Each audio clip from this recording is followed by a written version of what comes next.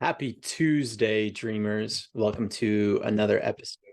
Today we're talking about Steal Like an Artist by Austin Kleon, who also lives in Austin, Texas. And so we're going to just dive straight in and start with the first and main concept that is the title of the book, Steal Like an Artist.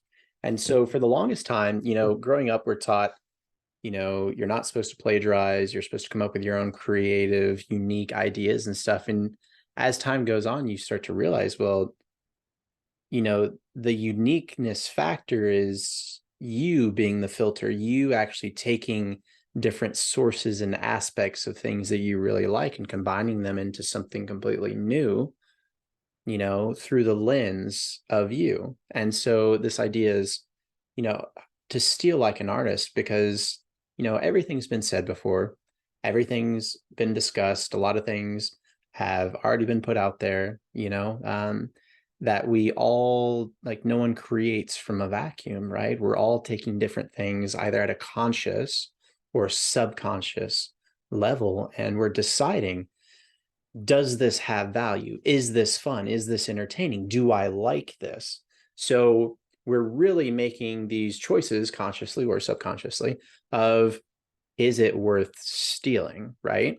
Whether that's you're at the gym and you see someone doing some really cool, like, squat rep system with some weird like dumbbell things in between and like doing some high kicks. And you're like, whoa, that's really different. Like, I'm going to try that out. I'm going to steal that and see if it works for me. And so really that becomes the defining question that I took away from reading this book. And now there's 10 different principles in this book, conveniently located on the back. I'll just walk you through all 10 of them later on. And, but really the core, the essence of it for me that I always think about is whenever I look at something, it shifted my entire lens of how I used to consume stuff. And now I look at things through the lens of a creative. And I'm like, is this worth stealing? Is this worth modeling? Is this worth mimicking? Is this worth recreating and extracting and turning it into something that I would use in a story that, I would take and create in my workout routine, that, this is a recipe that I would take for my meal prep and do something with, or, oh, this seems like a really cool activity this YouTuber or Instagram influencer is doing. Maybe we can take this and implement this. And, my relationship with my wife, is this something I can take and learn to better my communication with friends? Is this something I can turn into a hobby and try out?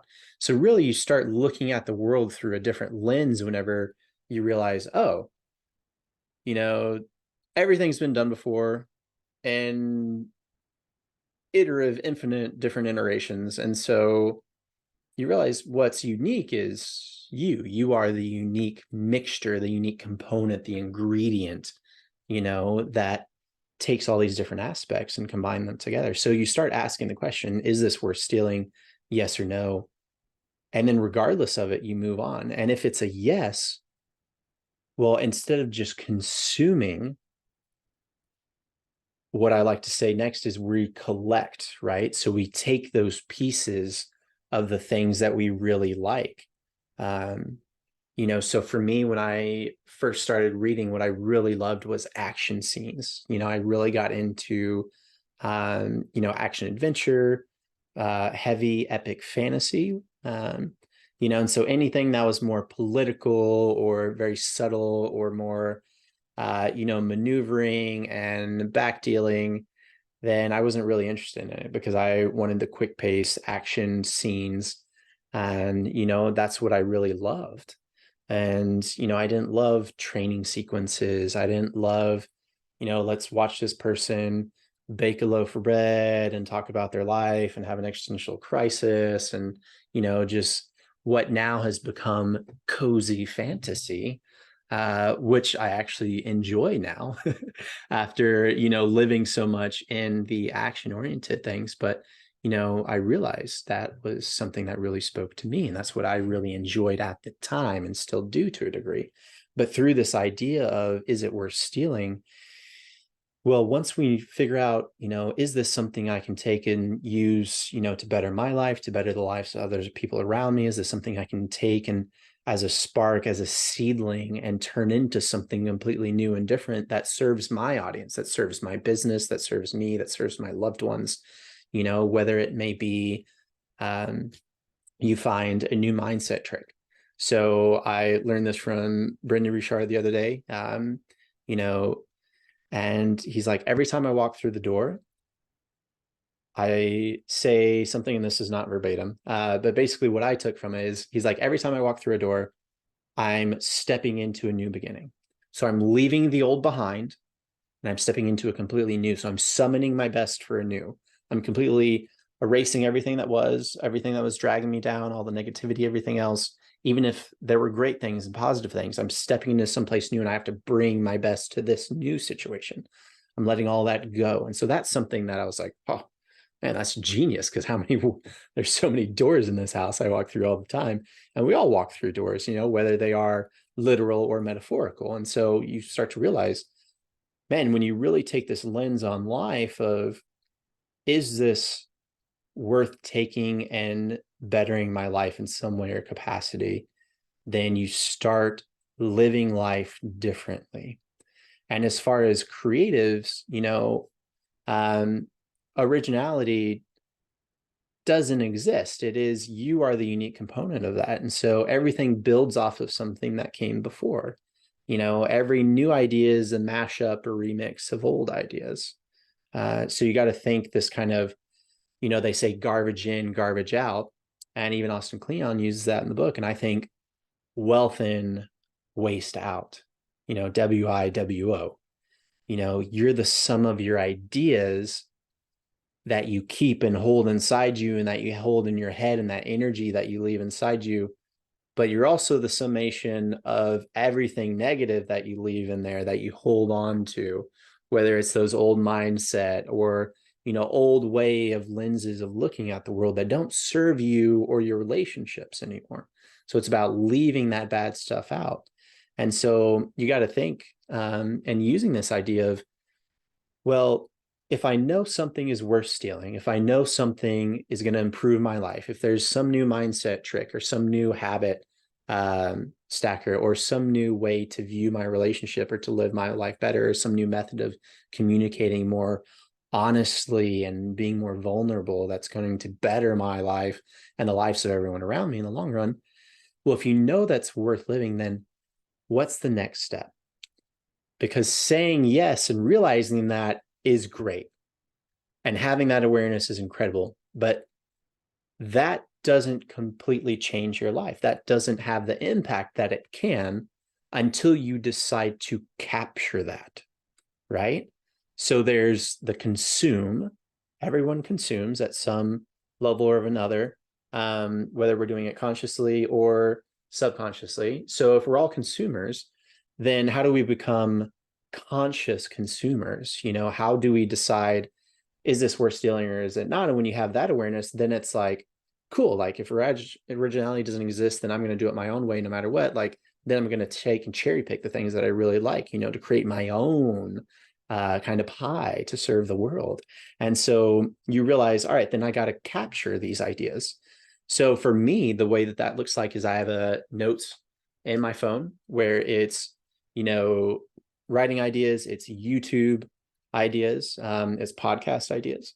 And so anytime I hear something or I see something or something pops into my head that's been bubbling in the ethereal pits of my subconscious and the universe has shifted to me and presented me with, then I'm immediately like, cool, I have to capture that, because if I don't capture it, then I can't collect it and curate that to deliver it, to create something from it, right?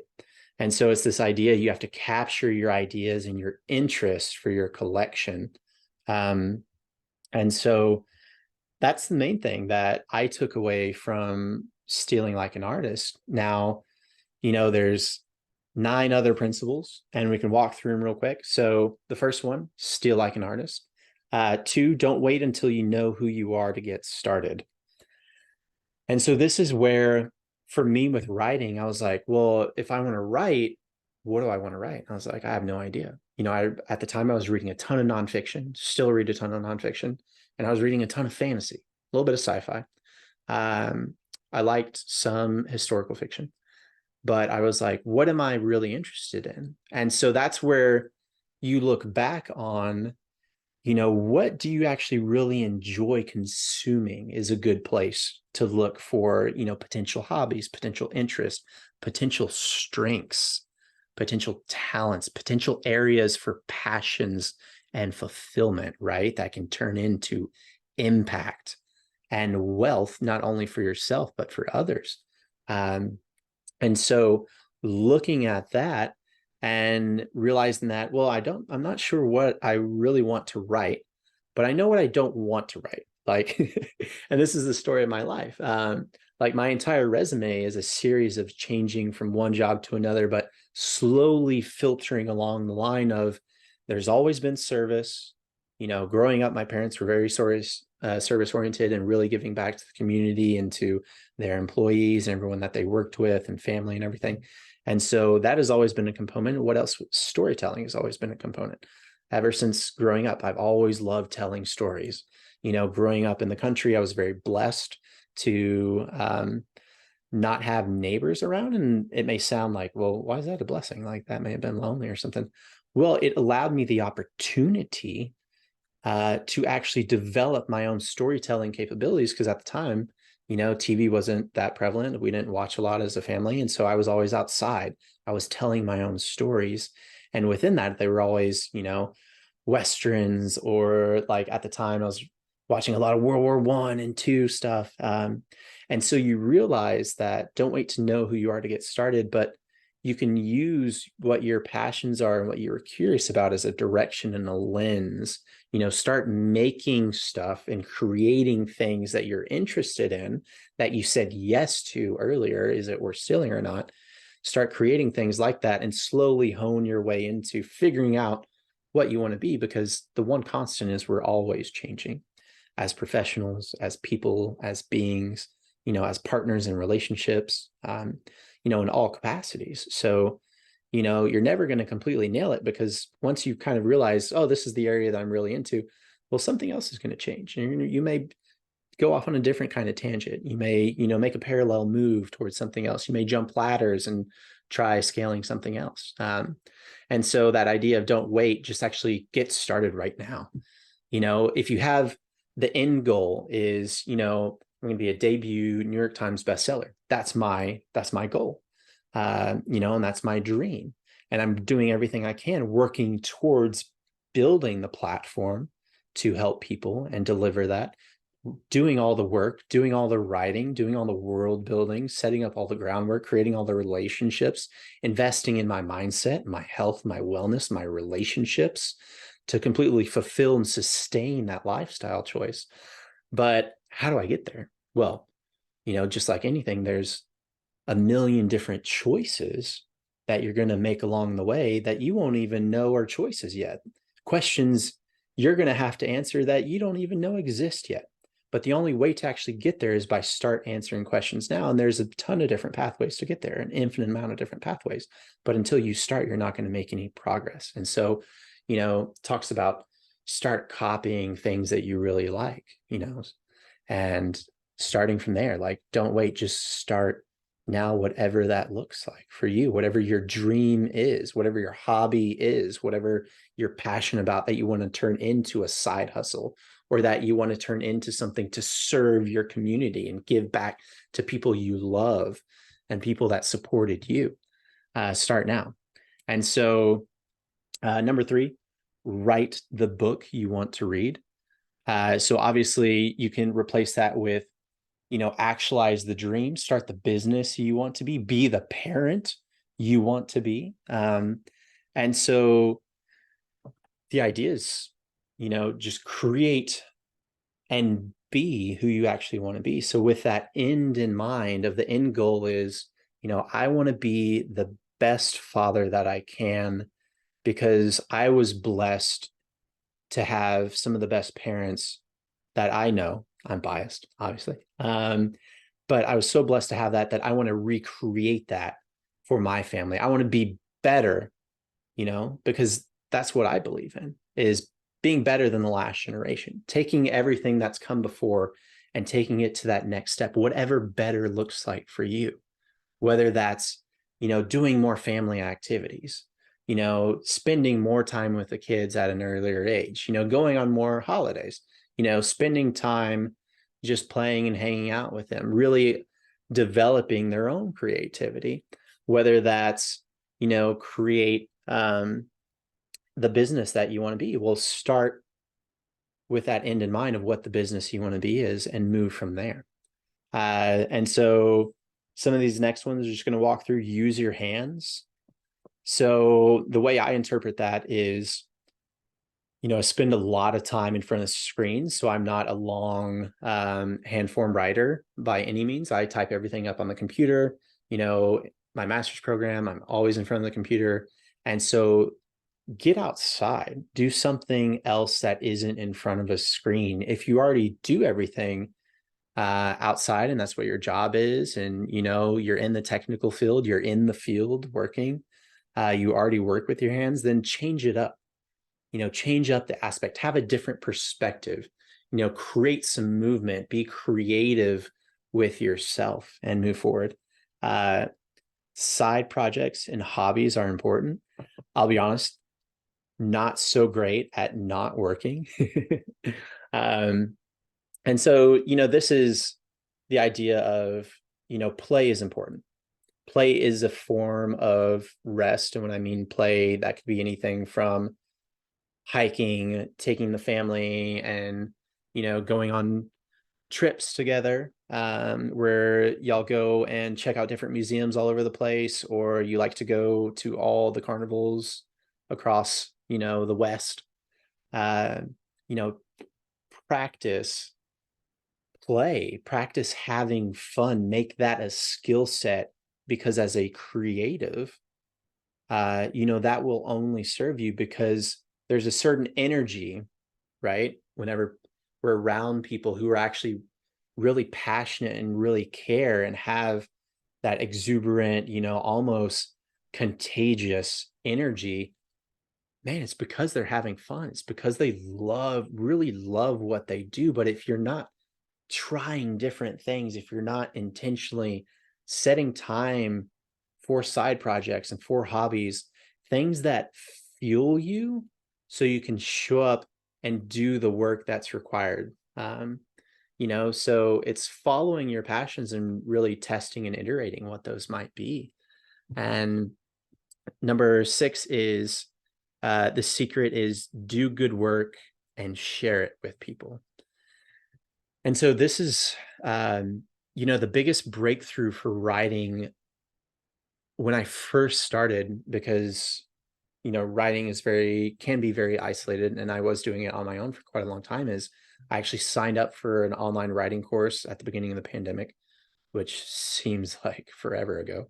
And, I was very blessed and grateful that out of that writing class, which was online, with 20 other strangers that I didn't know at all prior to signing up.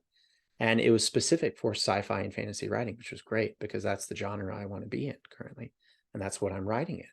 And out of that, I met 3 other people who seemed to be as interested and were as interested in pursuing their writing, taking those critiques and feedback sessions that we had through this online class program to the next level. And so by sharing my work with them, we created a critique group.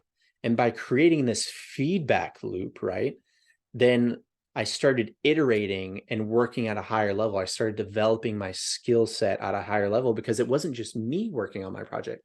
It wasn't just me actualizing my dream anymore.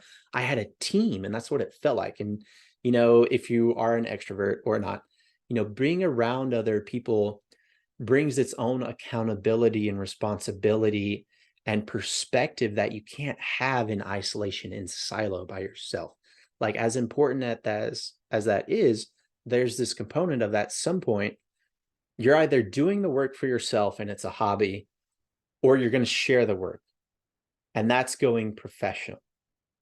Sharing your work outside of yourself, delivering your work for other people, at some point is letting in other people to have that feedback and using that feedback to fuel yourself, to level up.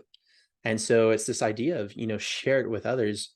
And especially at the beginning, like try whatever you want, like go across the board, do things, whatever you're interested in, have consistency in showing up and working on your dreams and yourself. But if you don't know at the beginning what you want to do, then just try 100 different things, try 1,000 different things, anything you're interested in, give it a shot, see what works, see what people are interested in that you are doing, but also that you're interested in, keep a list. I have a list in my phone of things that I don't want to write, things that I don't like writing. And it's from tropes to scenes, to anything else, as well as a list. Well, you might be like, well, Zach, why don't you have a list of things you do like to write? And it's like, well, because I know what I like to write. You can ask my wife or anyone else or the work that I read and share with partners. Whenever I write something I'm really into, you can read that on a page and see that and feel that. And that's what you're trying to capture. And through having other people, you have this perspective of other people can tell you, oh man, that really flowed. Like I could tell you were really into that. You have this team around you, as long as they're good, kind, honest people who have your best interest in mind, but sometimes, may not be completely tactful. But you have this group of other people outside of yourself that can look at you from a different perspective and be like, oh man, you're really good at this. Or like, this didn't really land for me. Maybe this is something you can work on. There's an opportunity there to develop. So, it's always, get outside of yourself and share with others. Because as great as it is to do something for yourself and like do your dream for yourself and pursue that in your own selfless way to fuel yourself, and whether that brings joy to you or not, like, man, it's such a big world out there. Like there are absolutely other people out there who would love to hear that, who would benefit from hearing your story, who would benefit from, you sharing your dream. So just give it a shot. I mean, why not?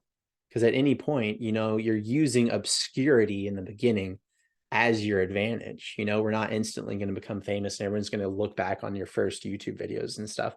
Or if they do, then, well, you're welcome. Then that's the path, towards being in the light. But if it's just a hobby and stuff, like use that obscurity to your advantage. And so 7 is geography is no longer our master. And I mean, it's true in the day of the internet. I don't think I have to harp. We all know that you can honestly be and do almost anything that you want, which, personally, there's the whole paradox of choice. And if you don't know what that is, it's the idea that there are so many choices to choose from that it's actually paralyzing and suffocating from having too many choices. So the idea is actually there's so much out there that it's stifling you and actually suppressing your inner creativity and drive, because you're like, oh, I could literally do anything. I was fortunate enough to be raised in a family where they were like, you can be anything that you want. You can do anything you want, which may or may not be true, depending. There are certain physical things growing up that maybe I wouldn't have been best situated for or born for, but maybe with hard work, dedication, and, a lot of the right support and direction and mindset could have grown into that. But the idea is that you're no longer bound by geography. So don't limit yourself, really, is what this is saying. Don't be in a scarcity mindset. See the abundance of choice while also realizing that in that abundance, don't allow that to paralyze you, because you don't have to know what you want to be right now. You never have to know, just do what you're curious about. Do the things you're interested in, talk about the things that you really like, speak on a podcast about things that you really like, write the things that you want to read. And so for me, that's, I love nonfiction. I love, like, my background in education is business. I love accounting. I love numbers. I love finance. I love epic fantasy and, like, elves and dwarfs and orcs and dragons and magic and swords and knights and everything. Well, I haven't seen too many people combine those things. Huh. Well, that's curious. Those things have been done before, usually separate, not so much mixed together. You are starting to see a lot more of that on Netflix and things like that. But that would be curious, where I take these two seemingly disparate things, ideas, connections, seedlings, and I mash them up and I shake them up in my shaker, and I'm like, let's see what happens. That's a shaker, by the way. So um but anyways, not a shake away, commercial. I'm just gonna stop making that motion now. But the idea is you take these two disparate things and you combine them. So I took these different passions and strengths that I had with my background in business and also my interest in epic fantasy, and I combined them together, and I've created something completely that's unique to me because it's through my voice. And so you're no longer limited is the geography. And then 8 is be nice. The world is a small place, and it's no one is going to interact with you. No one's going to help you if you are a if you just go on and harp on others and you diss other people's dreams. Like, what you're putting out is what you're going to get back into the world. So be nice, like give time to energy and friends. Get into industries and spaces and circles and groups, and follow people that are doing what you want to, and be kind in that regards. Because kindness has its own quality. And if you believe in karma, or if you believe in the universe, or if you are religious, then what you put out is what you're going to get back. Treat thy neighbor as you would want to be treated. But really, it's treat your neighbor as they want to be treated, and teach them how to treat you as you want to be treated. And so number 9 is be boring. Like, it's the only way to get work done. And this is something that, yeah, that was really a big epiphany for me in the beginning, because, I spent year and a half doing all the really fun things that I really enjoy, the world building, the creating histories and old maps and wars and, economies and, the power dynamics and timelines and things, and all these different cultures and races and species and sentient sapiens. And I didn't do any of what I thought was boring at the time, which was the actual writing. And it's like, well, if you want to be a writer, you kind of have to write. So then I had to figure that out, right? It's like going to the gym. It's like, you're not going to get fit and healthy if you don't work out. You're not going to get, fit. You're not going to get, the 400-pound back squat. You're not going to get, the 200-pound bench press. You're not going to get the 500-pound deadlift if you don't show up at the gym and do those things. If you want to be healthy, well, what you put into your body is what you get out of it and what your body becomes, right? And so unless you're doing that, which is, can be the boring work, but also it's the most gratifying work. Sometimes it's not always the funnest, it's not always the best, but that's in everything that you do. Like, you got to realize that you may be doing your dream and living that side hustle and following that hobby and starting that business or starting that community service to help out others in your area. But there are always going to be parts that aren't that great, that aren't fun, that are tedious and painstaking and, take a lot of work and stuff, because we are multifaceted, complex beings. And just because we're doing something we love doesn't mean we have to love every single aspect of it. And I think that's one of the big things that was, eye-opening for me at one point was, oh, and someone said this was, do what you love, but realize there's always going to be some minutia, some portion of it that you're not going to enjoy.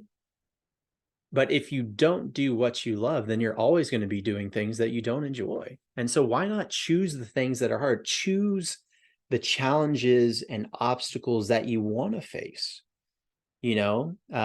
So for being a New York Times bestseller, for being a debut best-selling author, the challenges and opportunities and the things that I didn't enjoy was really the minutia of the behind the scenes, the marketing, the building a platform, reaching out, building a mailing list and things like this, some of which I still haven't even done. Making decisions to circumnavigate that or figure out different ways around these obstacles, because there are always going to be challenges in life. There are always going to be hard things. There are always going to be things that we don't like to do. There's always going to be, the operational things that need to get done. There's always going to be the emails and the follow-up calls and the planning and some meetings and stuff.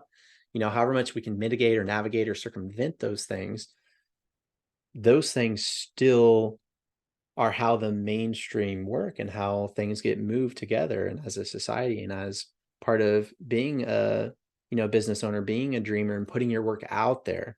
There are always going to be things that do that. So really it's about, if it's going to be boring, at least make it while you're working towards your dream and moving forward with that. And so the last one is creativity is subtraction.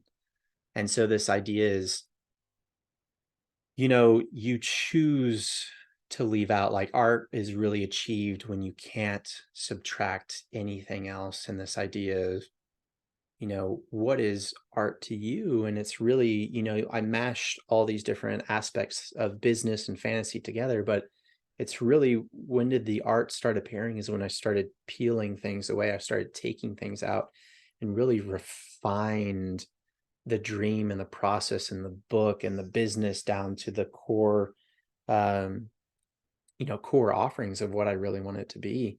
And so it's this idea of less is actually really more. Like there's a quality to quantity, but also there's a quality to a smaller quantity as well, of really like narrowing down your focus. And I always think about this as, if you are a battery, right, and you have 100%, but you do 10 different things, well, then you're giving 10% to each different thing.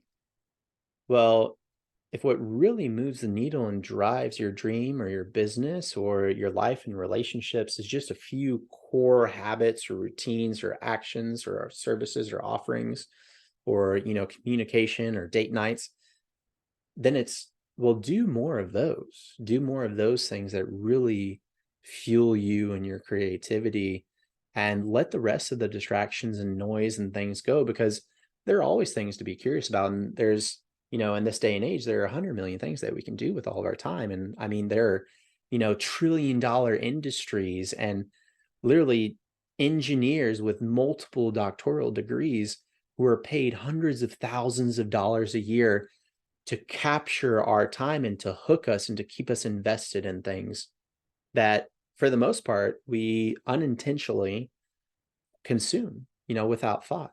And so the idea is to choose what to leave out. And I would challenge you to apply that to everything in life. And so, overall, I think this is an incredible book. If you are interested in it, I will put a link into the bio on YouTube where you can check it out on Amazon. And yeah, Still Like an Artist. So it's just that concept of looking at the world through the lens of, if nothing is original, then you're always walking around with this creative mindset and perspective of, is this something that enhances my life or doesn't? And if it does, then capture that in notes in a journal, say it in your head 10 times by whatever means works for you, create a system for capturing that, and then take that and collect those things. And then over the course of time, you end up with this surplus, this vault, this bank, this stockpile of ideas that you can pull from and draw from, that whenever you want to go create something, you aren't creating from nothing, right? You're creating from all these ideas, and that unique aspect, which is you pulling in these different things and connecting these different dots and then sharing that, creating that and sharing it with the world. So just know that I'm believing in you, and that I hope you learn something from this and take this towards actualizing your dreams. and so that together we can make the world a better place.